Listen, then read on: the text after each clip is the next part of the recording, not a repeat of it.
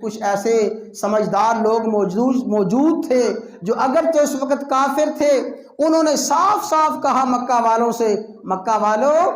ایک بدیل تھا، سردار تھا اہل مکہ کا، قریش کا سردار تھا، اس بدیل نے کہا، عروہ بن مسعود نے کہا، اور کچھ سرداروں نے کہا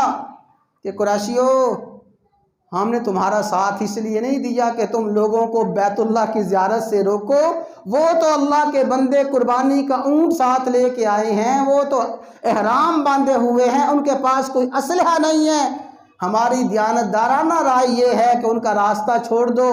ان کو آنے دو اللہ کے گھر میں، آ کے اللہ کے گھر کا وہ طواف کریں، زیارت کریں، واپس چلے جائیں گے۔ لیکن جو ضدی تھے، جو اکڑ تھے، جو سمجھتے تھے کہ بیت اللہ میں ہماری مرضی کے بغیر کیوں کوئی داخل ہو، ہم بیت اللہ کے متولی ہیں، ہم بیت اللہ کے مالک ہیں، ہم بیت اللہ پہ تصرف رکھنے والے ہیں، ہم کسی کو نہیں آنے دیں گے، وہ اس بات پہ ڈٹ گئے کہ ہم مسلمانوں کو کس صورت بیت اللہ میں داخل نہیں ہونے دیں گے۔